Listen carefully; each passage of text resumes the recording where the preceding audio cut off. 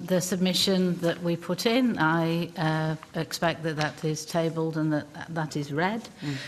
So I heard you earlier say we need to be short and sweet, so I'm going to be short and sweet. Muscular dystrophy is across Australia. 41,000 people live with some form of neuromuscular condition, and there are over 100 conditions, and there is no cure. NDIS is not discretionary for these people. It is fundamental. Muscle degeneration is progressive, affecting mobility, breathing, swallowing, heart problems, and many other limiting issues. How can these sweeping and unprecedented cost-cutting measures be justified for our vulnerable community? Our community are telling us they're distressed at this amendment bill. The uncertainty is causing increased stress in their lives, and there is genuine fear that their supports are going to be whipped away from them.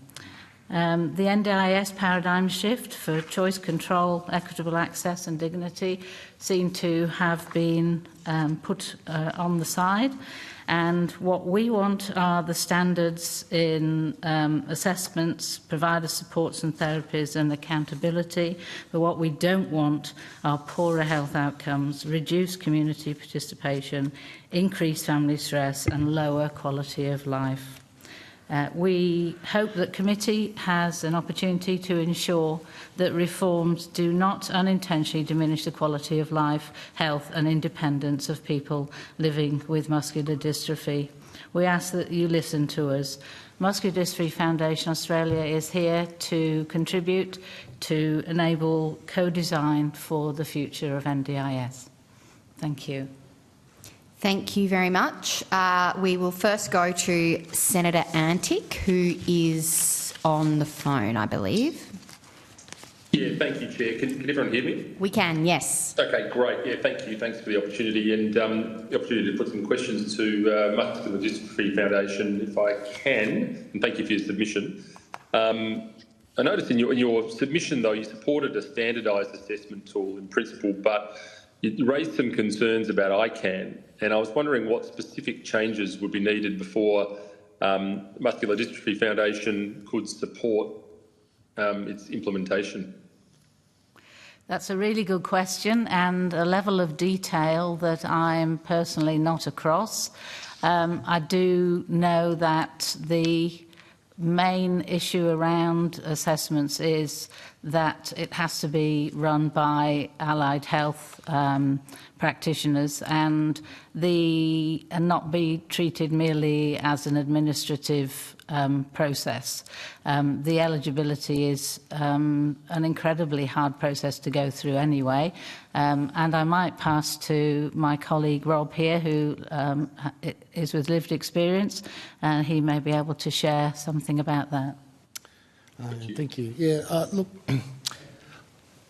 I think if I can break it down, it's probably easiest to just give you an experience that I went through when I joined the NDIS.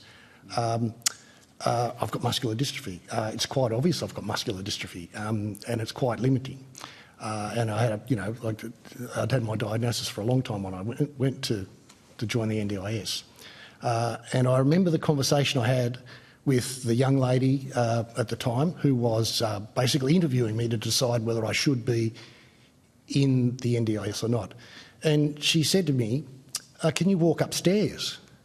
I said, well, look, I can if the building's on fire.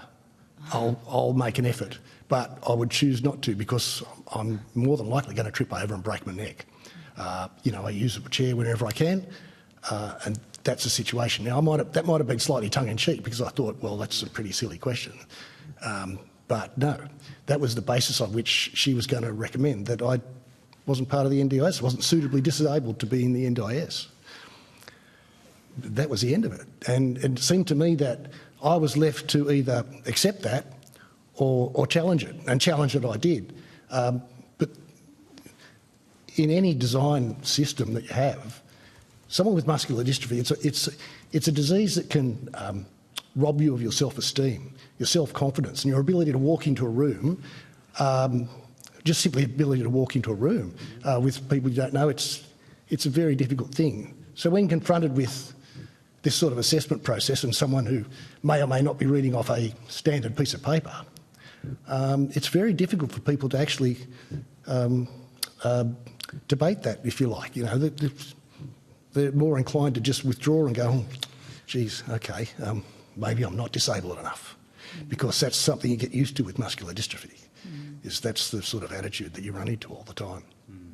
So however you design that system, making it some sort of standard functional test, like can you walk upstairs, it concerns me that really creates a problem.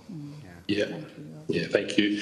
Can I just follow up with that, whether there are any safeguards that you think, or you know, the foundation thinks should accompany the use of any automated decision making, just to ensure that it's accountable and transparent? Jordan earlier mentioned the automated decision making. I am a bit of a troglodyte, and I really am very concerned about the algorithms that are being imposed on us all the time. I'm just trying to see the parts of the submission where we had written about the automated decision making, and we have said that the safeguards should be clear public reporting mechanisms, independent oversight, and also a human reviewing it.